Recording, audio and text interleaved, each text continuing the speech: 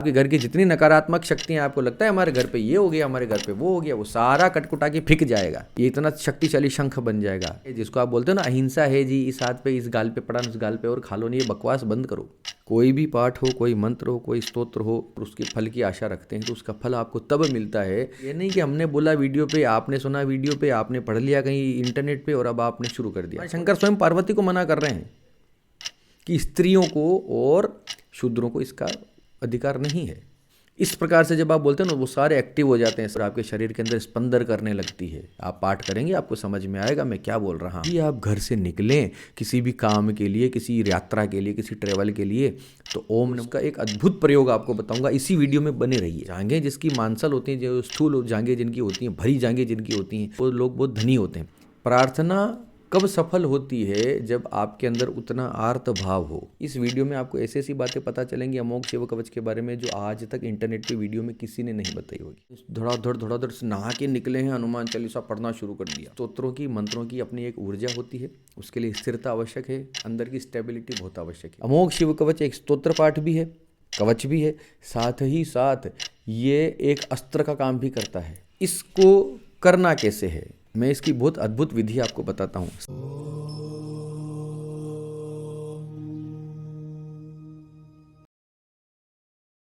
अमोघ शक्ति देखने वाले सभी दर्शकों को पंडित अखिलेश जी का प्रणाम, नमन। मित्रों, मेरे पास बहुत सारे कमेंट्स आए, बहुत सारी क्वेरीज आई अमोघ शिव कवच को लेकर कि गुरुजी इस पर भी आप वीडियो बनाइए, इसके रहस्य क्या है, इसकी गूढ़ विद्या का रहस्य क्या है, इसके लाभ क्या क्या हैं, ये करना चाहिए नहीं करना चाहिए, कैसे करना चाहिए, सारी बातें आज इस वीडियो में करेंगे। इस अल्पमति से मैं जो हो सकता है मैं अपनी तरफ से आपके लाइफ में वैल्यू ऐड करने का कोशिश करूँगा। अमोघ शिव कवच, कवच जो है हम पहले भी कई बार बात कर चुके हैं। कवच का मतलब होता है जिरा बख्तर, या रणभूमि में जब जाते हैं तो एक तरह से बुलेट प्रूफ, ऐसा कुछ मान के चलिए, है ना, जिसको पहनने के बाद कोई उस पर आघात करे तो चोट नहीं लगती, कवच, ठीक है, ये सबको पता है। सनातन संस्कृति के अंदर, संस्कृत साहित्य में, हमारे धर्म में, हमारे तंत्र मंत्र शास्त्र में, आगम निगम पद्धतियों में स्तोत्रों का उल्लेख है, मंत्रों का उल्लेख है, हृदय स्तोत्रों का उल्लेख है, अथर्वशीर्ष हैं। इसी प्रकार से कवच पाठ जो है मनुष्य की रक्षा के लिए इनका निर्माण किया गया ऋषियों के द्वारा, ठीक है। अमोघ शिव कवच की हम बात कर रहे हैं। इसका उल्लेख स्कंद पुराण के ब्राह्म खंड के ब्रह्मोत्तर खंड के अंतर्गत आता है, जिसमें शिवयोगी ऋषभ हैं। वो भद्रायु नाम का एक संकटग्रस्त राजा था जिसके ऊपर कोई विपत्ति आई, उससे छुड़ाने के लिए शिवयोगी ऋषभ ने भद्रायु को इस अमोघ शिव कवच का पाठ उसको प्रदान किया, उसको सुनाया और उसको विधि बताई कि इस प्रकार से करो। उसके बाद भद्रायु ने उस कवच की उपासना करी, उसकी आराधना करके, उसका अनुष्ठान करके जो अपने शत्रु थे उन सब पर विजय प्राप्त की और धन धान्य पुत्र पौत्रों सहित अनेक वर्षों तक उसने राज्य किया, ठीक है। ये सिंपल सी छोटी सी कहानी मैंने बता दी। देखो, ये तो सब जानते हैं, मैं तो जानता हूँ, मैं मानता हूँ इस बात को कि महादेव से बड़ा इस दुनिया में कोई भी ईश्वर, कोई भी देवता, कोई भी एंटिटी नहीं है, ठीक है। तो ऐसा नहीं समझना कि भगवान विष्णु छोटे हो गए, कि गणेश जी छोटे हो गए, ऐसा नहीं होता है ना। सबका अपना अपना इष्ट है, मेरे अपने इष्ट हैं। मैं शैव हूँ तो शिव की शक्ति आप और हम समझ नहीं सकते, कल्पनातीत है।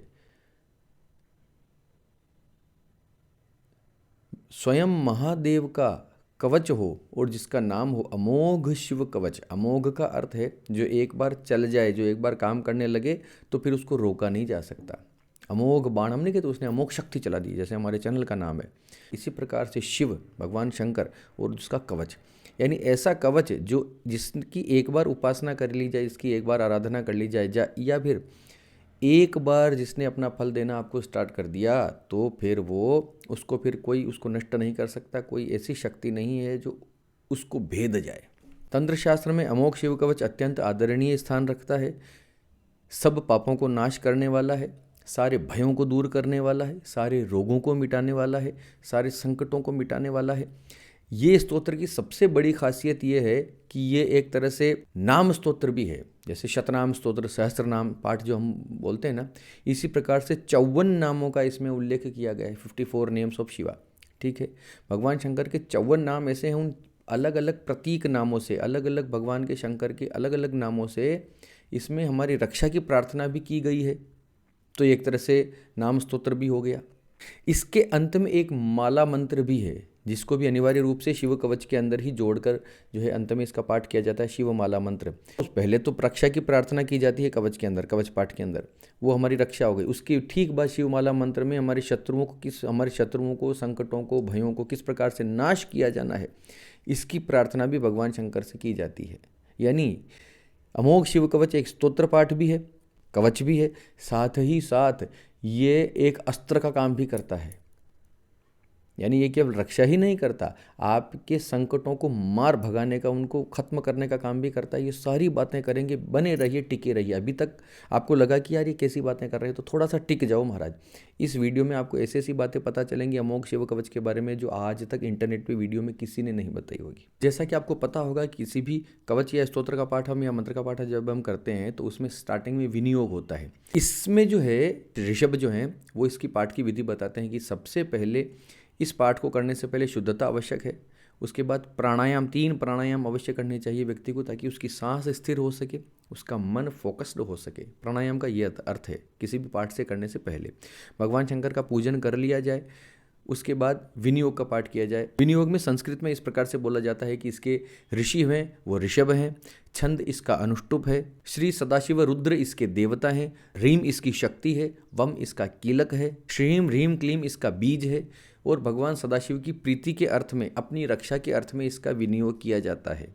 ऋषि के रूप में कहीं कहीं इसके ब्रह्मा का भी उल्लेख है, ब्रह्म ऋषि भी इनको बोला जाता है, ऋषभ ऋषि भी बोला जाता है, ब्रह्म ऋषि भी बोला जाता है। ठीक है, तो इसमें कन्फ्यूजन की कोई आवश्यकता नहीं है। किसी किसी पाठ भेद से आपको विनियोग में इसके ऋषि ब्रह्म दिखाई देंगे, किसी किसी में ऋषभ दिखाई देंगे, तो कहीं कोई कन्फ्यूजन की आवश्यकता नहीं, दोनों को मान्यता प्राप्त है। फिर इसके करन्यास आते हैं और हृदय आदि न्यास आते हैं। करन्यास में जो 5 अंगुलियों में हम अपना न्यास करते हैं, उसमें भगवान के 5 मुखों का वर्णन है। ईशान, तत्पुरुष, अघोर, वामदेव और सद्योजात, ये 5 मुखों का इसमें जो है न्यास किया जाता है। यानी भगवान शंकर के कंप्लीट 5 मुखों से जो है ये रक्षा की प्रार्थना की जाती है। यानी भगवान शंकर का कोई भी ऐसा रूप नहीं छोड़ा गया है जो बच जाए इस कवच के अंदर। आपकी रक्षा की प्रार्थना संपूर्ण सकल तरीके से जो है भगवान शंकर से की गई है। शंकर की कृपा, भगवान शिव की कृपा जिसके ऊपर हो जाए, उसको इस जीवन में किसी से भय रखने की आवश्यकता नहीं है। और इसी प्रकार से हृदय आदि न्यास भी होते हैं, मैं उनका उल्लेख अभी यहाँ पर नहीं करूँगा। हम बात करें इसके गूढ़ रहस्यों की। फिर इसका ध्यान आता है। देखो, किसी भी देवता की उपासना जब आप करते हैं तो विनियोग और न्यास के बाद उसके ध्यान की परंपरा है। यानी उन ईश्वर का ध्यान किया जाता है। ध्यान का अर्थ है कि भगवान के वास्तव में किस स्वरूप को आप पूज रहे हैं, किस स्वरूप की उपासना आप कर रहे हैं उस स्तोत्र के द्वारा। भगवान के अनेकों रूप हैं, अनंत रूप हैं, लेकिन उस पर्टिकुलर स्तोत्र के अंदर भगवान के किस रूप से आप प्रार्थना कर रहे हैं, इसके ध्यान में इस प्रकार से आता है कि वज्रदंठम तेनयनम कालकंठम अरिंदमम सहस्रकरम अप्युग्रम वंदे शंभु ममापतिम। इस प्रकार से एक ध्यान है। मैं सारा तो भी क्या बोलूँ, लेकिन वज्र के समान जिनके दंष्ट हैं, यानी जिनकी दाढ़ हैं, जिनके दांत वज्र के समान हैं, जिनके 3 नेत्र हैं, जो कंठ में हलाहल विष का पान करते हैं, जिनके कंठ में हलाहल नाम का विष रुका हुआ है, यानी जिनका कंठ जो है नीला हो गया है उस हलाहल विष के कारण, जो शत्रु भाव रखने वालों का दमन करते हैं, जो हमसे शत्रुता रखते हैं, ऐसे लोगों का जो दमन कर दें, ऐसे शिव। जिनके सहस्रों हाथ हैं, जिनके हजारों हाथ हैं, जो अभक्तों के लिए अत्यंत उग्र हैं, यानी जो भक्ति नहीं रखते। एक देखो, इसको इस प्रकार से भी समझना चाहिए कि ये पाठ आप तभी कर सकते हैं जब आपकी भगवान शिव में अटल भक्ति हो। ठीक है, क्योंकि इसमें स्पष्ट लिखा है जो भक्ति नहीं करते उनके लिए काल के समान है, अभक्तों के लिए अत्यंत उग्र रूप रखते हैं। तो भक्ति रखते हुए ही इसका पाठ आपको करना चाहिए। इस प्रकार से बीच बीच में मैं ऐसी बातें बताऊंगा, तो थोड़ा टिक के आप सुनिएगा। उन शंभु उमापति को मैं प्रणाम करता हूँ, है ना। ऐसे भगवान शंकर की इसमें जो है ध्यान किया गया है। अब इससे आगे मैं पढ़ता जाऊंगा और पढ़ कर आपको उसको डिकोड करता जाऊंगा, आप समझते जाइएगा। मैं सिर्फ हिंदी इसका अर्थ पढ़ रहा हूँ, संस्कृत अर्थ नहीं पढ़ सकते, वो आप कहीं से भी आप PDF में संस्कृत टेक्स्ट से आप उठा सकते हैं, यूट्यूब से, इंटरनेट से, कहीं भी जहाँ आपको मिल जाए। ऋषभ जी कहते हैं, जो संपूर्ण पुराणों में गोपनीय कहा गया है, समस्त पापों को हर लेने वाला, पवित्र, जयदायक, संपूर्ण विपत्तियों से छुटकारा दिलाने वाला उस सर्वश्रेष्ठ शिव कवच का मैं तुम्हारे हित के लिए उपदेश करूंगा। मैं विश्वव्यापी ईश्वर महादेव जी को नमस्कार करके मनुष्यों की सब प्रकार से रक्षा करने वाले इस शिव स्वरूप कवच का वर्णन करता हूँ। मनुष्य की हर प्रकार से रक्षा करने वाला कवच अमोघ शिव कवच है। ये आगे आप सुनेंगे, आप देखेंगे वास्तव में कि कितना शक्तिशाली पाठ है।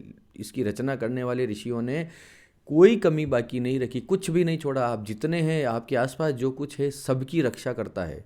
और आपके जितने शत्रु हैं, जिस प्रकार से अभी आप कठिन परिस्थितियों से गुजर रहे हैं, उन सब का नाश करने वाला ये पाठ है। अत्यंत पवित्र, अत्यंत पुण्यदायक। पवित्र स्थान में यथा योग्य आसन बिछाकर बैठे, इंद्रियों को अपने वश में करके प्राणायाम पूर्वक अविनाशी भगवान शिव का चिंतन करे। पवित्र स्थान पर बैठ जाए, भगवान शिव का पूजन कर ले, सामान्य प्राणायाम कर ले, ताकि आपका सांस स्थिर हो जाए, फोकस हो जाए। प्राणायाम इसलिए बताया जाता है कि कोई भी पाठ, कोई भी स्तोत्र की ऊर्जा आपको डिस्टर्ब ना कर सके। लोगों को पता ही नहीं है, जाते हैं धड़ाधड़ से नहा के निकले हैं, हनुमान चालीसा पढ़ना शुरू कर दिया उस धकाधीक में। ऐसा मत करो। स्तोत्रों की, मंत्रों की अपनी एक ऊर्जा होती है, उसके लिए स्थिरता आवश्यक है, अंदर की स्टेबिलिटी बहुत आवश्यक है। उसको ठीक रखने के लिए प्राणायाम का उल्लेख किया जाता है। ठीक है। परमानंदमय भगवान महेश्वर हृदय कमल के भीतर की कर्णिका में विराजमान है। उन्होंने अपने तेज से आकाश मंडल को व्याप्त कर रखा है। वे इंद्रियातीत, सूक्ष्म, अनंत एवं सबके आदि कारण हैं। इस प्रकार उनका चिंतन करें। भगवान शिव का चिंतन आपको इस प्रकार से अपने भाव आपको रखना है कि भगवान समस्त लोकों में, समस्त में, सब में, समग्र में व्याप्त हैं। इसको समझाना थोड़ा सा कठिन है। आप जब पाठ करने बैठे हैं तो आपको इस प्रकार से मानना है कि मैं शिव में ही बैठा हूँ, जो कुछ है, ये है, आसपास जो कुछ है, ये अंदर है या बाहर है, या जो ये देह जो है, सब कुछ शिवमय है। इतना अखंड भरोसा करके, विश्वास करके आप इस पाठ को शुरू कीजिए। इस प्रकार से भगवान शिव का चिंतन करना है, ये आपके मन में होना चाहिए पाठ करते समय। इस प्रकार ध्यान के द्वारा समस्त कर्म बंधन का नाश करके चिदानंदमय भगवान सदाशिव में अपने चित्त को चिरकाल तक लगाए रहे। फिर षडक्षर न्यास के द्वारा अपने मन को एकाग्र करके मनुष्य निम्नांकित शिव कवच के द्वारा अपनी रक्षा करे। इसमें यह नहीं लिखा है कि शिव कवच के द्वारा अपना उस शिव कवच का पाठ करे। षडक्षर न्यास के द्वारा भगवान शिव का जो मंत्र है, षडक्षर मंत्र है, जिसको पंचाक्षर मंत्र भी बोला जाता है, उसका न्यास भी इसमें बताने का उल्लेख कर रखा है। उसका न्यास भी करना चाहिए। ओम न म शिवाय, ये न्यास भी होते हैं, ये आपको इंटरनेट पे मिल जाएंगे। उसके बाद इस कवच के पाठ से अपनी रक्षा करे। ये नहीं लिखा है कि इसका पाठ किया जाए, क्लियर लिखा है कि ये पाठ करने से रक्षा होती ही है, रक्षा करे। अब इसमें भगवान शिव के अलग अलग विभिन्न नाम हैं, 54 नाम हैं। तो उन नामों से अपने शरीर की, अपने आसपास की, अपने सराउंडिंग्स की किस प्रकार से रक्षा की जाती है, वो ध्यान से सुनिए। भगवान शिव से किस प्रकार से प्रार्थना की जा रही है। सर्वदेवमय महादेव, सबसे पहले महादेव से सीधी उसमें जो है रक्षा की प्रार्थना की गई है। कैसे? सर्वदेवमय महादेव जी, गहरे संसार कूप में गिरे हुए मुझ असहाय की रक्षा करें। ये संसार रूपी जो नरक है, जो कुआं है, इसमें जो मैं गिर चुका हूँ, इसके लोभ में, इसके लालच में, इसके स्वार्थ में, इसके कर्जे में, इन जिम्मेदारियों में, इन उत्तरदायित्वों में, इस भय में, इस डर में, इसका डर, उसका डर, इन सब से महादेव मेरी रक्षा करें। यानी भौतिक रूप से जितने प्रपंचों में आप फंसे हुए हैं, आपके अंदर भय है, आपकी अनिद्रा है, हर प्रकार से ये आपकी रक्षा करने के लिए तैयार है। महादेव, स्वयं महादेव से प्रार्थना की जा रही है, पहला नाम। इस प्रकार से आगे एक एक करके नाम आते जाएंगे। मैं गिनाऊंगा नहीं, आप समझ लीजिएगा। उनका दिव्य नाम जो उनके श्रेष्ठ मंत्र का मूल है, मेरे हृदय स्थित समस्त पापों का नाश करे। ये कवच इसलिए इतना शक्तिशाली हो जाता है कि स्तोत्र पाठ भी हो गया, भगवान की प्रशंसा में भी बात हो गई, उनका ध्यान भी आ गया, उनका कवच भी आ गया, उनकी रक्षा की प्रार्थना भी हो गई, अस्त्र भी हो गया, शत्रुओं को नाश करने की भी इसके अंदर बात है, और साथ ही साथ खुद के पाप नष्ट करने के लिए भी भगवान को सबसे पहली प्रार्थना की गई है कि आप भगवान प्लीज़ मेरे पापों को नष्ट करो। क्यों? देखो, समझो, कोई भी पाठ हो, कोई मंत्र हो, कोई स्तोत्र हो, किसी भी प्रकार का पुण्य कर्म जब आप करते हैं ईश्वर के प्रति और उसके फल की आशा रखते हैं, तो उसका फल आपको तब मिलता है जब आपके पाप क्षय हो जाएं। जब आप पाप से रहित होंगे तब जाके आपको नया पुण्य मिलेगा, तब आपके स्तोत्र और पाठ और आपकी पूजा पाठ आप पे असर करेंगे। पिछले जन्मों का प्रारब्धों की पोटली सर पे लेके घूम रहे पापों की, और आप इस बस नए पाठ कर रहे हैं, तो वो असर नहीं करेंगे। वो पहले उन पापों को काटेंगे, पापों को क्षय किया जाता है पहले, उसके बाद जो आप पाठ कर रहे हैं उसका असर होता है। इसका एक अर्थ ये भी है कि आपको जल्दबाजी करने की आवश्यकता नहीं है, डरने घबराने की, अपने पाठ पूजा छोड़ने की कोई आवश्यकता नहीं है। करते रहिए, वो धीरे धीरे जिस दिन पापों का गड़ा फट जाएगा, पिट जाएगा, लुट जाएगा, उस दिन आपको ये एक ही रात में आपका जीवन बदल जाएगा। ये बात मैं कई वीडियो में बोल चुका हूँ। चलिए आगे बढ़ते हैं। संपूर्ण विश्व जिनकी मूर्ति है, जो ज्योतिर्मय आनंद घन स्वरूप चिदात्मा है, वे भगवान शिव मेरी सर्वत्र रक्षा करें। सर्वत्र मतलब हर कहीं पे, हर स्थान पर मेरी रक्षा करें भगवान शिव।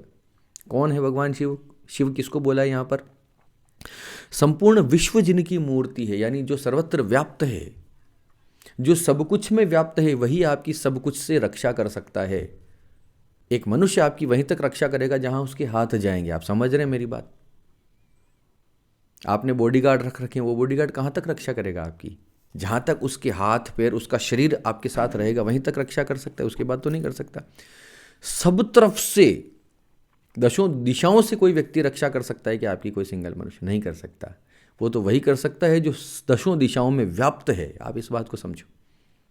भगवान शिव के उसी स्वरूप से प्रार्थना की गई है। सर्वत्र से रक्षा तो वही करेगा जो सर्वत्र व्याप्त हो, जो सूक्ष्म से भी अत्यंत सूक्ष्म है और महान शक्ति से संपन्न है। वे अद्वितीय ईश्वर महादेव जी संपूर्ण भयों से मेरी रक्षा करें। जो अत्यंत सूक्ष्म से भी सूक्ष्म है, परमाणु से, अणु से, उसके भी अगर सूक्ष्मता कुछ है तो वो शिव है, और महान से भी महान शक्तियां जिनके पास हैं वो शिव है। और वो भयों से मेरी रक्षा करें, यानी मुझे किसी प्रकार का डर ना लगे। डर केवल भौतिक चीज़ों से नहीं होता, आध्यात्मिक भी होते हैं, मानसिक भी होते हैं, फोबियाज भी होते हैं। यानी अगर आपको डिप्रेशन है, किसी प्रकार का भय लगता है, निराशा से डूबे हुए हैं, तो अमोघ शिव कवच का पाठ करना चाहिए। अंत में मैं बताऊंगा कैसे करना है और इसका एक अद्भुत प्रयोग आपको बताऊंगा। इसी वीडियो में बने रहिए। जिन्होंने पृथ्वी रूप इस विश्व को धारण कर रखा है, वे अष्टमूर्ति गिरीश पृथ्वी से मेरी रक्षा करें। इस पृथ्वी से किसी भी प्रकार का भय अगर आपको होता है, कोई संकट आता है, तो उससे गिरीश रूपी भगवान शिव मेरी रक्षा करें, जिन्होंने इस पृथ्वी को ही धारण कर रखा है, जो इस पृथ्वीमय है, सर्वत्र व्याप्त है, तो पृथ्वी भी उन्हीं के अंदर हो गई ना। वहीं जो जल रूप से जीवों को जीवन दान दे रहे हैं, वे शिव जल से मेरी रक्षा करें। भगवान शंकर के एक और रूप है जो जल रूपी होते हुए जीवों को जीवन दान दे रहे हैं। वे भगवान जल से मेरी रक्षा करें, यानी जल में डूबने का अगर आपको भय होता है, जल से भी डरने की जरूरत नहीं। पृथ्वी से डरना नहीं, जल से डरना नहीं। इस दुनिया में सबसे शक्तिशाली कौन है जो प्रत्यक्ष रूप में समझ में आता है? पंच तत्व, अग्नि, आकाश, जल, पवन, पृथ्वी। ये इतने भयंकर हैं कि इनका सामना कोई कर नहीं सकता। हम बोलते हैं नेचर जो ये 5 रूपों से मुख्य रूप से बनी है, तो इन 5 से बचाने की प्रार्थना इसमें की गई है, उनसे रक्षा की जाए। जो विशद लीला विहारी शिव कल्प के अंत में समस्त भुवनों को दग्ध करके नृत्य करते हैं, वे कालरुद्र भगवान दावानल से, आंधी तूफान के भय से और समस्त तापों से मेरी रक्षा करे। समस्त प्रकार के ताप से भगवान कालरुद्र से प्रार्थना की जाती है, सभी प्रकार की अग्नि भय से, दावानल से यानी जंगल की आग से, बड़वानल यानी समुद्र की आग से, किसी भी प्रकार का अग्नि का भय इसके पाठ करने के बाद नहीं रहता। लिटरली कैसे करना है वो मैं समझाऊंगा। आप ये मत समझना कि ये पाठ करके अग्नि में कूद जाओ, ऐसा नहीं करना। समझना, मैं लास्ट में सारी बातें क्लियर करूंगा। प्रदीप्त विद्युत एवं स्वर्ण के सदृश जिनकी कांति है, विद्या, वर और अभय तथा कुल्हाड़ी जिनके कर कमलों में सुशोभित है, चतुर्मुख त्रिलोचन है, वे भगवान तत्पुरुष पूर्व दिशा में निरंतर मेरी रक्षा करें। अब दिशाएं आ गई।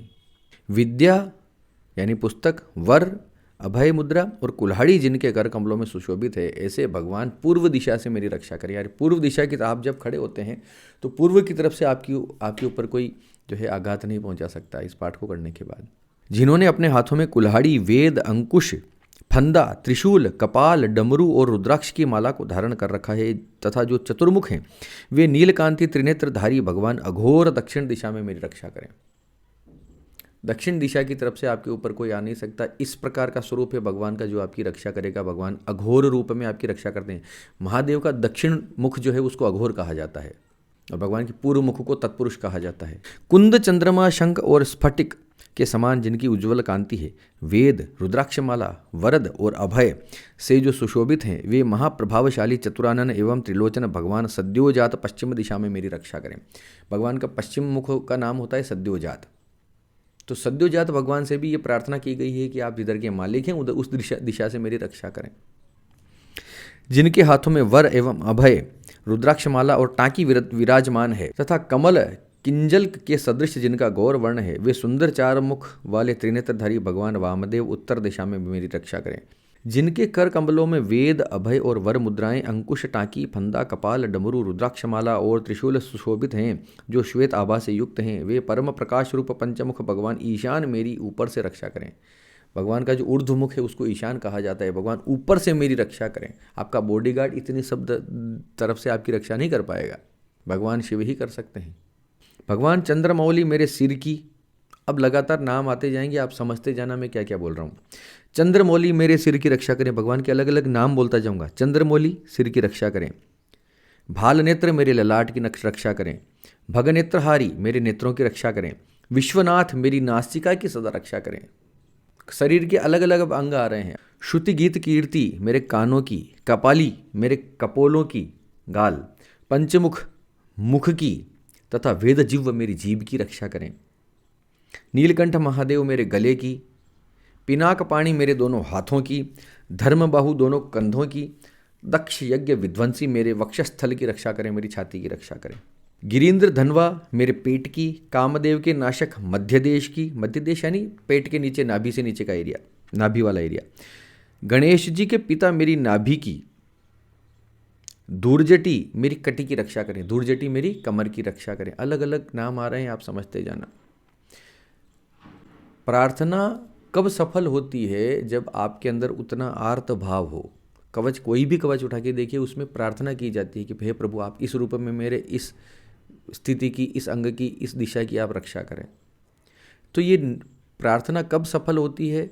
जब आपका पूरा भाव जुड़ा हो। स्तोत्र पाठ ऐसे हैं कि जिसमें आपका भाव कम भी जुड़ा होगा तो चल जाएगा, लेकिन कवच में आपका एक आर्त भाव, एक आर्त पुकार, एक दीन पुकार उसके अंदर होनी ही चाहिए। क्योंकि हे प्रभु, इस तरफ से मेरी रक्षा करो, हे प्रभु आप मेरी रक्षा। सारे देवता जब लाइन लगाकर भगवान के सामने हाथ जोड़कर जाते थे राक्षसों के अत्याचार से, तो इतनी दीन पुकार से जब पुकारते थे तो भगवान को अवतार लेना पड़ता है। कवच पाठ करते समय जितनी दीन पुकार आपके अंदर से रहेगी, उतने ही आप सेफ रहेंगे, उतना ही ये आपको फलेगा। कुबेर मित्र मेरी दोनों जांघों की रक्षा करे। कुबेर मित्र कहा गया है, शिव मित्र धनेश्वरो देवता है, इस प्रकार से कुबेर मंत्र में आता है। कुबेर जो है भगवान शंकर के मित्र कहे जाते हैं। उनसे भी अलग अलग, देखो भगवान शिव के नाम, भगवान शिव के गण, सबको समेट लिया गया है इस कवच के अंदर। कुबेर से भी प्रार्थना की गई है कि आप मेरे जांघों की रक्षा करें। जांघें जिसकी मांसल होती हैं, जो स्थूल जांघें जिनकी होती हैं, भरी जांघें जिनकी होती हैं, उनको सामुद्रिक शास्त्र के अंदर ऐसा कहा जाता है कि वो लोग बहुत धनी होते हैं। पतली सुकड़ी सी जांघों वाले, दरारों वाले, जांघें वाले, सल पड़े हुए जांघों वाले व्यक्ति हमेशा दरिद्र रहता है। इसलिए जांघों की रक्षा का काम कुबेत्र को कहा गया है सांकेतिक रूप से। सनातन धर्म में, स्तोत्रों में, संस्कृत वांग्मय के अंदर कितनी अद्भुत चीजें, इनको डिकोड करने वाला चाहिए। जगदीश्वर मेरे दोनों घुटनों की रक्षा करे। पुंगव केतु मेरी दोनों पिंडलियों की और सुरवंद्य चरण मेरे पैरों की रक्षा करे। पुंगव केतु पिंडली की रक्षा करेंगे, सुरवंद्य चरण मेरे पैरों की रक्षा करें। यानी सुरवंद्य चरण यानी जिनके चरणों की वंदना देवता लोग करते हैं, सुरवंद्य चरण उसको कहा जाता है। यानी देवता जिन लोगों की, जिनके पैरों की वंदना करते हैं, अर्चना करते हैं, ऐसे भगवान शिव आप मेरे पैरों की रक्षा करें। महेश्वर दिन के पहले पहर में मेरी रक्षा करें। आप शरीर हो गए, आप दिन पे आ जाते हैं। दिन जब शुरू होता है उसके पहले प्रहर में कौन? महेश्वर मेरी रक्षा करें। वामदेव मध्य प्रहर में मेरी रक्षा करें। त्र्यंबक तीसरे प्रहर में रक्षा करें। वृषभध्वज दिन के अंत वाले प्रहर में मेरी रक्षा करें। पूरा दिन समेट लिया गया। शशि शेखर रात्रि के आरंभ में, यानी रात्रि का पहला चरण, पहला प्रहर, उसमें शशि शेखर। गंगाधर अर्धरात्रि में। गौरीपति रात्रि के अंत में। और मृत्युंजय सर्वकाल में मेरी रक्षा करें। भगवान मृत्युंजय से प्रार्थना की जाती है कि सारे काल में, सारे समय में, जब तक मैं हूं तब तक, उस समय काल में मेरी, यानी हर टाइम मेरी रक्षा की जाए। शंकर घर के भीतर रहने पर मेरी रक्षा करें। घर के भीतर भी कोई आपको परेशानी नहीं होगी। स्थाणु बाहर रहने पर मेरी रक्षा करें। घर से बाहर जब भी निकलता हूं, भगवान स्थाणु रूपी शिव मेरी रक्षा करें। देखो, डिकोड करने के लिए ऐसा है ना कि एक एक नाम को भी मैं डिकोड करूंगा तो एक एक नाम पर मैं 1 घंटा बोल सकता हूँ। इसका अर्थ क्या है? वीडियो लंबा न हो जाए, हालांकि मेरे वीडियो लंबे होते ही हैं। ये भी, मुझे भी ऐसे कमेंट्स मेरे पास आते हैं कि गुरुजी आप और लंबा वीडियो बनाइए। लेकिन अब इस तरह से मैं अगर सब डिकोड करने लग जाऊंगा तो 6-6 घंटे का एक वीडियो बनेगा। उस पर भी कभी बात करेंगे। आपको लगे कि मुझे इनके नामों के ऊपर भी मुझे चर्चा करनी चाहिए कि एक एक नाम का क्या अर्थ होता है, इसका किस प्रकार से इसको मंत्र के रूप में हम उपयोग कर सकते हैं, तो प्लीज़ कमेंट में ज़रूर लिखिएगा। जो जो व्यक्ति अमोघ शिव कवच का पाठ करे, कमेंट में आकर ज़रूर यहाँ पर वादा करके जाइएगा कि मैं ये करूँगा, और उसका फल होते हुए देखिए। भुवनैक नाथ खड़े होने के समय, प्रमथनाथ चलते समय मेरी रक्षा करें, वेदांत वेद्य बैठे रहने के समय मेरी रक्षा करें, अविनाशी शिव सोते समय मेरी रक्षा करें, जिसका कभी विनाश नहीं होता ऐसे शिव जब मैं सो रहा हूँ तब मेरी रक्षा करें। नीलकंठ रास्ते में मेरी रक्षा करें। जब आप मार्ग में जाते हैं तो मार्ग में आपकी रक्षा कौन करेंगे? भगवान नीलकंठ। शिव पुराण के लिंग पुराण के अंदर एक मंत्र आता है, जिस प्रकार से शिव पंचाक्षर मंत्र है ना, नमः शिवाय, इस प्रकार से लिंग पुराण के अंदर एक अद्भुत मंत्र आया है इस प्रकार से, ओम नमो नीलकंठाय। उसमें ऐसा कहा गया है कि जो इस मंत्र का जो नित्य जाप करता है उसको किसी प्रकार के भय की आवश्यकता नहीं होती। जो दिन भर चलते उठते बैठते सोते जागते समय इसका ध्यान करता है, इस मंत्र का उच्चारण मन में करता है, इसका ध्यान भक्ति करता है, ओम नमो नीलकंठाय, उसको किसी प्रकार के भय की आवश्यकता नहीं। इसमें भी स्पष्ट रूप से नीलकंठ का उल्लेख है कि भगवान नीलकंठ रास्ते में आपका चलते समय मार्ग में आपकी रक्षा करें। अब समझो मैं कहना क्या चाहता हूँ। जब भी आप घर से निकलें किसी भी काम के लिए, किसी यात्रा के लिए, किसी ट्रेवल के लिए, तो ओम नमो नीलकंठाय का जाप करते हुए निकलिए। ब्राह्मण है तो ओम नमो नीलकंठाय, शूद्र हैं, द्विजाति हैं, स्त्रियां हैं। शूद्र का मतलब यहाँ पर कमेंट में अपना मूर्खपना मत बताना यार कि आप तो शूद्र करते हो। शूद्र का अर्थ है जिसकी जनेऊ धारण नहीं है, उसका एक नाम है भैया, कुछ तो नाम देना पड़ेगा ना। तो शूद्र एक नाम, उसकी एक संज्ञा है। अपने ऊपर मत ले लो कि हम तो दलित हैं जी, हमको तो शूद्र कह दिया है, ऐसा इस प्रकार का ये सब मत करो यार। इस पर भी कभी वीडियो बना दूंगा मैं, ब्राह्मण कौन है और शूद्र कौन है, सारा खेल क्लियर कर दूंगा मैं। इतना चिंता करने की जरूरत नहीं है, सब सनातनी है, ये मान के चलो भाई। वेदों में जो उल्लेख है उस प्रकार से तो काम करना पड़ेगा ना। अपने आप को वैदिक मानते हो, सनातनी मानते हो, तो इसका पालन करो। सनातनी ही नहीं मानते, अपने आप को हिंदू ही नहीं कहते हो, तो कमेंट में आके यहाँ पर मूर्खबाजी करने की जरूरत भी नहीं है। और दूसरे बहुत सारे धर्म है, उनको फॉलो करो, उनका जो मर्जी पड़े तुम करो भैया, हमें नहीं मतलब। बहुत क्लियर बोलता हूँ मैं। सनातन धर्म का पालन करते हो तो इसमें जो लिखा है, जो शास्त्र है, जो ऋषि हैं, उनकी जो वाणी है उनको पालन करना पड़ेगा। बड़ी सिंपल सी बात है। मैं तो बोल नहीं रहा हूँ, मेरा वाणी तो है नहीं, है ना। ओम का, प्रणव का प्रयोग भगवान शंकर स्वयं कहते हैं कि हे पार्वती, स्कंद पुराण के अंदर इसी भाग में, इसी के ठीक पहले वाले चैप्टर में जहाँ पर स्कंद पुराण में ये कवच का उल्लेख है, उसमें ठीक पहले भगवान शंकर ओम नमो भगवती वासुदेवाय का उल्लेख करते हैं, उसकी महात्म्य बताते हैं। और देवी पार्वती को शंकर स्वयं कहते हैं कि देवी, चूंकि तुम स्त्री हो इसलिए तुम्हें प्रणव का अधिकार नहीं है, इसलिए तुम नमो भगवते वासुदेवाय का जाप करो, ओम मत लगाओ। भगवान शंकर स्वयं पार्वती को मना कर रहे हैं कि स्त्रियों को और शूद्रों को इसका अधिकार नहीं है। तो इसमें हाई तौबा मचाने की आवश्यकता, स्वयं पार्वती भी ओम नहीं लगाती, तुम भी ना लगाओ। भगवान शंकर की वाणी अगर पुराण में दी गई है तो उस पर टीका टिप्पणी करने की आवश्यकता है नहीं। ठीक है महाराज, चलो। नमो नीलकंठाय, नमो नीलकंठाय, नमो नीलकंठाय या ओम नमो नीलकंठाय का जाप करते हुए जब आप घर से निकलते हैं तो निर्विघ्न विचरण कीजिए, कोई समस्या नहीं है। या मार्ग में जब बैठे हैं, गाड़ी में बैठे हैं, ट्रेवल कर रहे हैं, ओम नमो नीलकंठाय चलने दीजिए, आपकी यात्रा सफल होगी। त्रिपुरारी शैलादि दुर्गों में और उदार शक्ति मृगव्याध वनवासादि महान प्रवासों में मेरी रक्षा करें। भगवान शंकर का त्रिपुरारी स्वरूप शैलादि दुर्गों में, पत्थर के किलों में, किसी वीरान स्थान में जहाँ पर चारों तरफ पत्थर हों, ऐसे स्थान पर त्रिपुरारी का आप नाम जप कर सकते हैं। त्रिपुरारी त्रिपुरारी, भगवान त्रिपुरारी से प्रार्थना की गई रक्षा की। मृगव्याध, वन में जब वनवासादि प्रवास में, यानी जंगल में जब आप प्रवास करते हैं, वन में वास करते हैं, ऐसे स्थान पर जहाँ वीराना हो, जंगल हो, वहाँ पर मृगव्याध भगवान मेरी रक्षा करें। जिनका प्रबल क्रोध कल्पों का अंत करने में अत्यंत पटु है, पटु मतलब चतुर है, यानी तपाक से कर देने वाला। जिनके क्रोध से सारे कल्प जो है एक क्षण में नष्ट हो जाएं, जिनके प्रचंड अट्टहास से ब्रह्मांड कांप उठता है, वे वीरभद्र जी समुद्र के सदृश भयानक शत्रु सेना के दुर्निवार महान भय से मेरी रक्षा करें।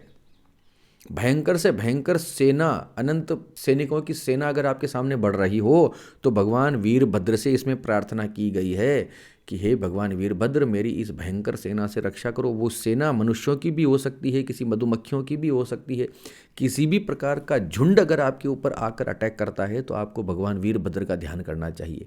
कुछ नहीं आता तो हे वीरभद्र मेरी रक्षा करो, हे वीरभद्र मेरी रक्षा करो, हे वीरभद्र मेरी रक्षा करो।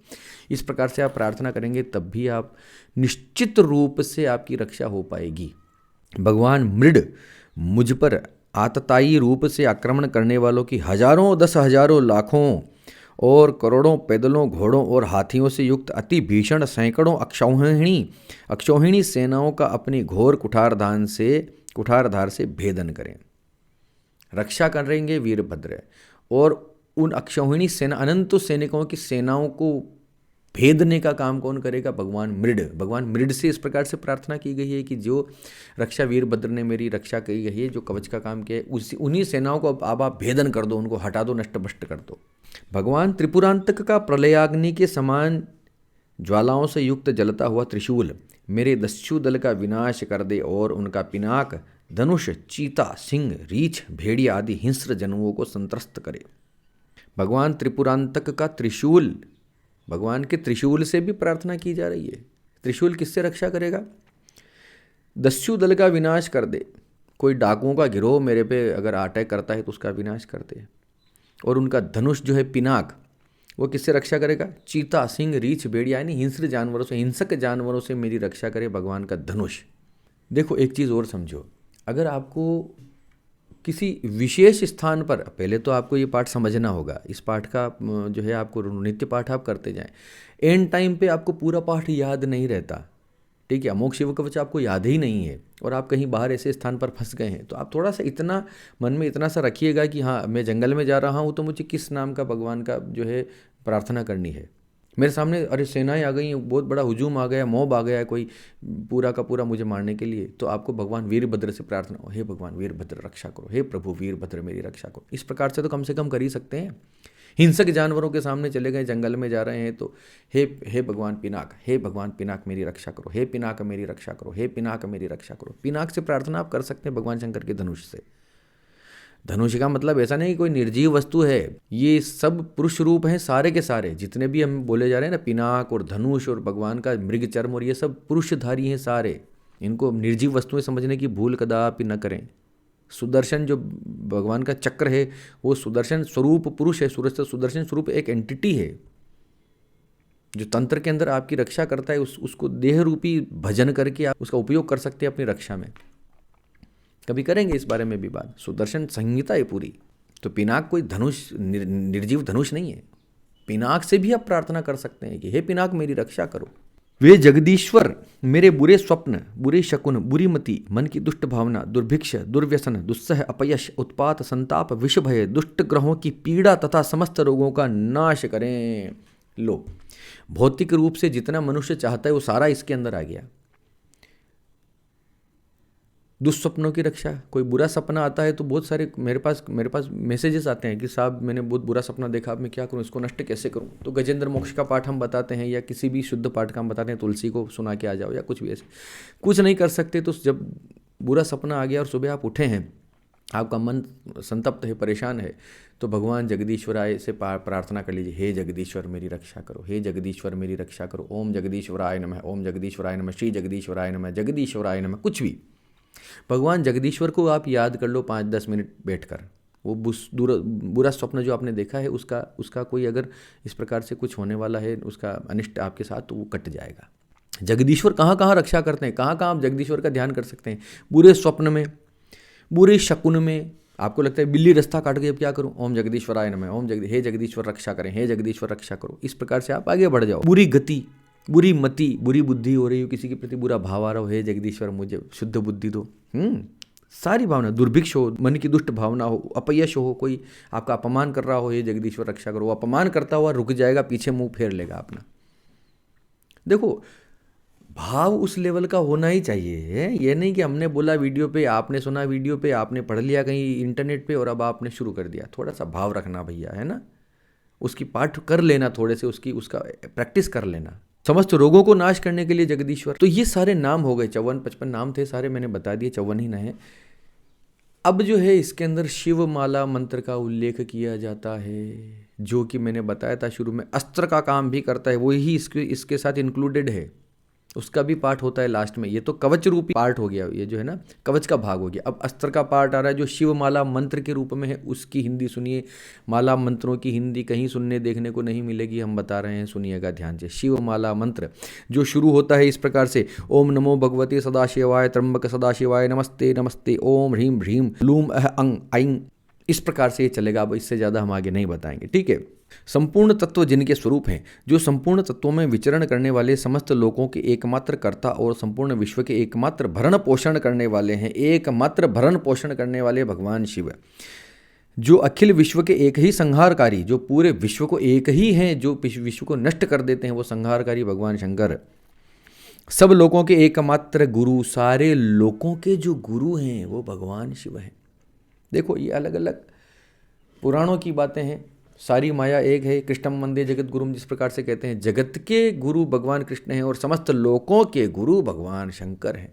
समस्त संसार के एक ही साक्षी, संपूर्ण वेदों के गूढ़ तत्व, सबको वर देने वाले, समस्त पापों और पीड़ाओं का नाश करने वाले, सारे संसार को अभय देने वाले, सब लोगों के एकमात्र कल्याणकारी, चंद्रमा का मुकुट धारण करने वाले, अपने सनातन प्रकाश से प्रकाशित होने वाले, निर्गुण उपमा रहित, निराकार निराभास निरामय, निष्प्रपंच निष्कलंक निर्द्वंद्व निस्संग निर्मल गति शून्य, नित्य रूप नित्य वैभव से संपन्न, अनुपम ऐश्वर्य से सुशोभित, आधार शून्य, नित्य शुद्ध बुद्ध परिपूर्ण सच्चिदानंद घन, अद्वितीय अद्वितीय तथा परम शांत प्रकाशमय तेज स्वरूप हैं, उन भगवान शिव को नमस्कार है। भगवान शिव के इस प्रकार से जो है नामों का जो है उल्लेख करके उनको नमस्कार किया गया है सबसे पहले शिवमाला मंत्र में।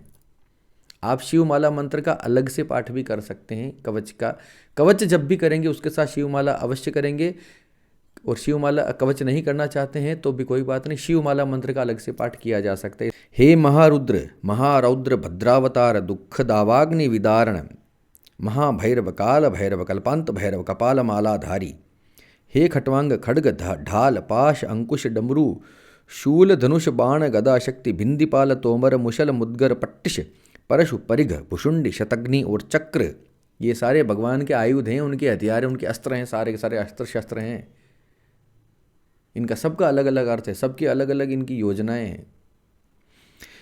चक्र आदि आयुधों के द्वारा भयंकर 1000 हाथों वाली, हे मुख दंष्ट्र कराल विकट विकट अट्टहास्य विस्फारित ब्रह्मांड मंडल नागेंद्र कुंडल नागेंद्र वलय नागेंद्र चर्मधर मृत्युंजय त्र्यंबक त्रिपुरांतक विरूपाक्ष विश्वेश्वर विश्वरूप वृषवाहन विदुभूषण और विश्वतोमुख, आपकी जय हो। जिस जिस स्वरूप का, जिस जिस आयुध का, जिस जिस स्वरूप का, जिस जिस संकेत का आप नाम लेते हैं भगवान का, वही नाम उसी समय जागृत हो जाता है कवच पाठ करने के बाद। इसलिए कहा जाता है कि शिवमाला मंत्र को करने से पहले कवच का पाठ अवश्य कर लेना चाहिए। इतनी देर से जो आप पाठ कर रहे हो ना कवचों, कवच की और ध्यान की और न्यास आपने किया और ये सब प्राणायाम करकुरा के बैठे हो सारा, तब तक आते आते है ना आपके अंदर का जाग गया है, अंदर का शिव जाग गया है, अंदर का तत्व जाग गया है। तब आप जब बोलते हो ना ये सारा, हे विकटाट्य हास्य विस्फारित ब्रह्मांड मंडल नागेंद्रहार, इस प्रकार से जब आप बोलते हो ना, वो सारे एक्टिव हो जाते हैं, सारी ऊर्जाएं उन नामों की एक्टिव हो जाती है और आपके शरीर के अंदर स्पंदन करने लगती है। आप पाठ करेंगे आपको समझ में आएगा मैं क्या बोल रहा हूँ। जय हो, आप मेरी रक्षा कीजिए रक्षा कीजिए, हर चीज को डबल डबल बार बोला जाता है, रक्षा कीजिए रक्षा कीजिए रक्षा कीजिए। मेरे महामृत्यु भय को जला दीजिए जला दीजिए, मेरे अंदर जो मृत्यु का भय है इसको जला दो। अपमृत्यु का नाश कीजिए नाश कीजिए, अपमृत्यु यानी अकाल मृत्यु, की कोई एक्सीडेंट हो जाए, दुर्घटना हो जाए, जो अकारण जो मृत्यु हो जाती है उसको अपमृत्यु बोला जाता है। ऐसी अपमृत्यु का नाश कर दो। मृत्यु का नाश कौन कर सकता है, वो तो हमेशा आनी है। अपमृत्यु का नाश करेंगे भगवान शंकर। बाहरी और भीतरी रोग भय को जड़ से मिटा दीजिए जड़ से मिटा दीजिए, सर्प विष भय को शांत कीजिए, चोर भय को मार डालिए। मेरे काम क्रोध लोभादि भीतरी तथा इंद्रियों की ओर शरीर के द्वारा होने वाले पाप कर्म रूपी बाहरी शत्रुओं को उच्चाटन कीजिए। अंदर के और बाहर के सारे शत्रुओं का उच्चाटन कर दो, उनकी बुद्धि फेर दो, उनको पागल कर दो। उच्चाटन कीजिए। शूल के द्वारा विदारण, इन सब का क्या करने का है, आपके पास जो त्रिशूल है उससे उनको विदारण कर दो, उनको छील दो, उनको छेद दो, उनके अंदर घुसा दो, सारे शत्रुओं को। कुठार के द्वारा काट डालिए, अपनी कुल्हाड़ी के द्वारा उनको काट दो, अपने शत्रुओं को, अंतर बाहर दोनों शत्रु। खड्ग के द्वारा छेद डालिए, छेद डालिए। खट्वांग के द्वारा नाश कीजिए, नाश कीजिए। मुशल के द्वारा पीस डालिए, पीस डालिए। बाणों के द्वारा बींद डालिए, बींद डालिए। हम जो कहते आ रहे हैं ना, हिंदू अहिंसक प्रजाति है ना, हमारे धर्म में, हमारे पुराणों में, हमारे शास्त्रों में, तंत्र में, हमारे भगवान के जो उनका स्वरूपों का उल्लेख जब हम करने लगते हैं, अरे महाराज ऐसी ऐसी बातें हैं हिंसा की, ऐसी ऐसी चीज़ें हैं कि हमारा सारा डर भाग जाएगा। अपने आप को उठ के खड़ा कर लो हिंदुओं। ये जातियों में बट जाओगे तो सरकारें अपना काम करेंगी, आप अपना अपना विवेक जगा के रखो थोड़ा। हमें कहीं से दुर्बल निर्बल होने की आवश्यकता है ही नहीं, हमारा धर्म इतना मजबूत है। ये हमारा धर्म कह रहा है, जिसको आप बोलते हो ना अहिंसा है जी, इस हाथ पे इस गाल पे पड़ा, उस गाल पे और खा लो नहीं, ये बकवास बंद करो। हम अपने भगवान से प्रार्थना करते हैं कि इसको काट दो, इसको पीट दो, इसका चूरा कर दो, इसको मसल दो, इसको कुचल दो, इसको इसके खंड खंड कर दो। ये सब हमारे धर्म में लिखी बातें हैं। ये तो अमोक शिवमाला मंत्र की मैं बात कर रहा हूँ। प्रत्यंगिरा स्तोत्र की बात करेंगे कभी, प्रत्यंगिरा और शरभराज और भगवान हनुमान जी के बड़वान और लांगुलास्त्र और विचित्रवीर, इनकी कभी बात करेंगे। मैंने कुछ समय पहले करी भी थी कुछ वीडियोज़ में, कभी विस्तार से बात करेंगे। आपका दिमाग चकरा जाएगा कि हम इतने कमज़ोर धर्म कब से हो गए। किसी भी प्रकार के आंतरिक बाहरी शत्रु पर किसी प्रकार का कोई दया का भाव न दिखाते हुए जिसको जो यथोचित दंड मिलना चाहिए वो दंड देने का काम हिंदू धर्म में होता है। हमारे ऊपर थोप दिया गया है मैकाले को और मार्क्स को और ये इन सब को हमें बनाया गया है ऐसा, हमारा ब्रेन वॉश करके। और इतने सालों के ब्रेन वॉश को हम अपने सर पे ढो के लेके घूम रहे हैं, फिल्मों के द्वारा, गानों के द्वारा, ये सब चीज़ों के द्वारा। अरे हिंदुओं, तुम कौन हो तुम्हें पता नहीं है। जाग जाओ, अपने धर्म को मजबूत करो अंदर से और अपने अंदर पैदा करो। आप मेरी हिंसा करने वाले राक्षसों को भय दिखाइए, भय दिखाइए। भूतों का विदारण कीजिए, विदारण कीजिए। कुष्मांड वेताल मारियों और ब्रह्म राक्षसों को संत्रस्त कीजिए। न कुष्मांडों का भय, न वेतालों का भय, न मारियों का, न ब्रह्म राक्षसों का भय। जो ब्रह्म राक्षस जो हम कहते हैं ना, सबसे भयंकर है। अमोघ शिव कवच के सामने सब पानी कम है। मुझको अभय कीजिए, अभय कीजिए। मुझ डरे हुए को आश्वासन दीजिए, आश्वासन दीजिए। किसी भी प्रकार के डिप्रेशन में, भय में, इससे बढ़िया शिवमाला मंत्र पाठ कुछ हो नहीं सकता। शिवमाला मंत्र से अच्छा या शिव कवच से अच्छा कुछ है नहीं। मुझे जीवन दान दीजिए। क्षुधा तृष्णा से मुझको आप्यायित कीजिए। आपकी जय हो, आपकी जय हो। मुझे दुखातुर को आनंदित कीजिए। आनंद के लिए भी इसका पाठ आप कर सकते हैं। कहीं से डर नहीं, लेकिन अंदर से आनंद की कमी है। खुश रहने के लिए इसका पाठ करना शुरू करो और आपको खुशी मिलने लग जाएगी। महाविपरीत प्रत्यंगिरा स्तोत्र के अंदर भी इस प्रकार से मैंने आपको बताया था, उसमें भी स्पष्ट लिखा है। ये पाठ जब आप करते हैं आपको मैथुन के समान आनंद प्रदान करते हैं। भक्ति उस लेवल पर चली जाए कि आपको मैथुन से अधिक आनंद आपको पाठ पूजा में आने लग जाए, समझ लो कृपा होने लग गई है। शिव कवच से मुझे आच्छादित कीजिए। चारों तरफ मेरे शिव का कवच बन जाए, कोई बाहरी शक्ति मुझ पर प्रभाव न डाल सके। और वो शिव कवच मंत्रों के रूप में जब बोला जाता है, जब नाड़ियों में बहता है, तो अंदर के शत्रु भी परेशान नहीं कर सकते। हे त्र्यंबक सदाशिव, आपको नमस्कार है, नमस्कार है, नमस्ते नमस्ते, हरिम ओम। इस प्रकार से ये पाठ जो है यहाँ पर संपन्न होता है। अब इसकी फलश्रुति थोड़ी सी, हालांकि मैंने फलश्रुति साथ ही साथ आपको सारी बता दी, लेकिन इसमें जो प्रॉपर लिखी है वो मैं पढ़ के बताता हूँ। इस प्रकार मैंने तुम्हें वरदायक शिव कवच का उपदेश किया है। ये सब बाधाओं को शांत करने वाला, समस्त प्राणियों के लिए गोपनीय वस्तु है। जो मनुष्य इस उत्तम शिव कवच को सदा धारण करता है, सदा धारण करने का अर्थ ये है कि इस कवच की आप पाठ कीजिए, ठीक है। शंकर भगवान का यंत्र बनाइए या बनवाइए, ठीक है। और इसके कितने पाठ करने, इसके 54 नाम है, तो मुझे इसमें उल्लेख नहीं है, तो मुझे ऐसा लगता है कि इसके कम से कम 5400 5400 पाठों का अनुष्ठान इस कवच का करके इसका जो है हवन करने की आवश्यकता नहीं। 5400 पाठों से शिव कवच शिव यंत्र बनाकर उसका पूजन करके 5400 पाठ आप करवा के इस यंत्र को जो है आप तावीज़ के अंदर अपने शरीर पर धारण कर सकते हैं, ठीक है। स्वयं इसका पाठ आप कर सकते हैं, तो बहुत सुंदर। हवन की आवश्यकता नहीं है, कवचों में नहीं किया जाता, ठीक है। आप इसका पाठ करके भी आप इसको अपने गले में नहीं कर सकते तो ब्राह्मणों से करवा के आप कर सकते हैं।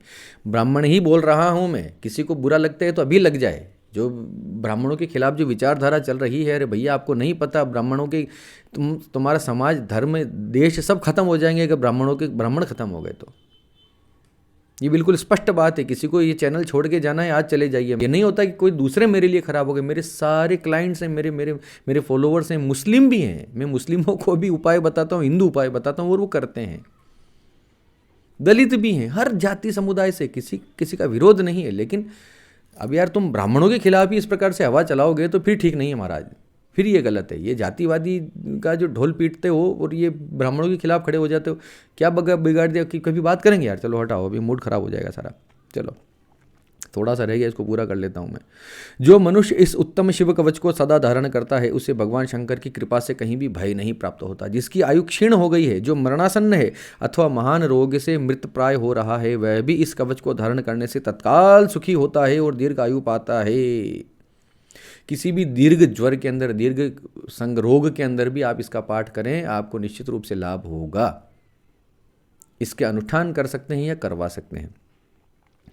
वत्स, मेरे दिए हुए इस उत्तम शिव कवच को तुम श्रद्धापूर्वक धारण करो, इससे तुम शीघ्र ही कल्याण के भागी हो जाओगे। इस प्रकार से ऋषभ ने भद्रायु को ये पाठ का प्रदान किया और भद्रायु ने इसका पुरस्चरण किया, उसका अनुष्ठान किया और उसने विजय प्राप्त करी।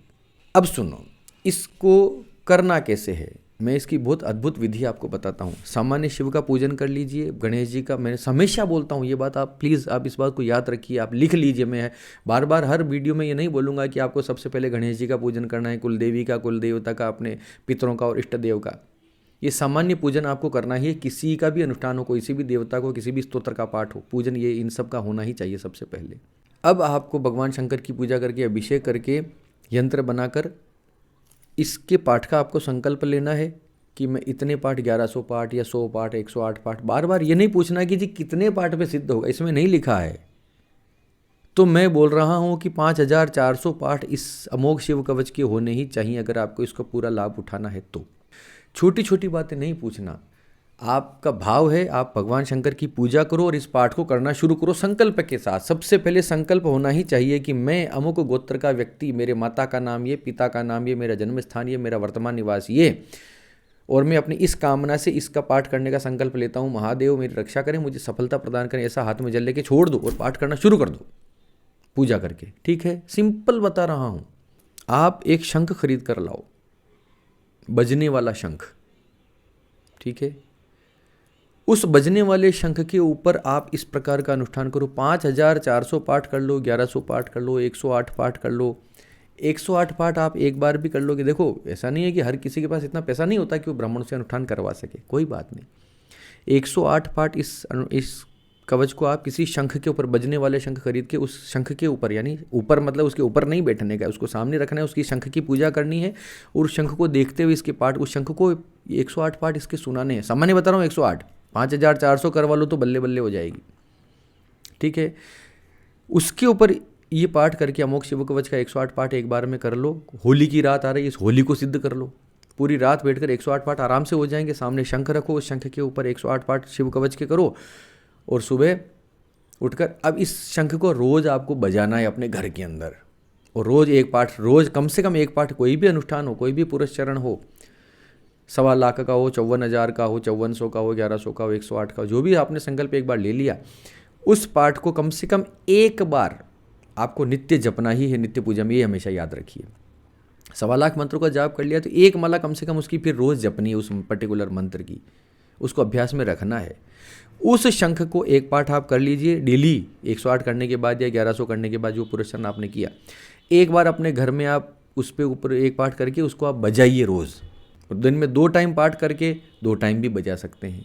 ठीक है, उस शंख को जब भी बजाएं उससे पहले एक पाठ इसका कर लीजिए और बजा लीजिए। आपके घर की जितनी नकारात्मक शक्तियाँ, आपको लगता है हमारे घर पे ये हो गया, हमारे घर पे वो हो गया, वो सारा कटकुटा के फेंक जाएगा। ये इतना शक्तिशाली शंख बन जाएगा। इसमें अगले ही चैप्टर में इसका उल्लेख है, इसलिए मैं आपको ये बता रहा हूँ। स्कंद पुराण में इसका उल्लेख है कि उन्होंने उसको शंख भेंट किया, उन्होंने शंख बजाया और एक खड्ग भेंट की, एक तलवार जैसा, खड्ग जैसा अस्त्र होता है वो भेंट किया।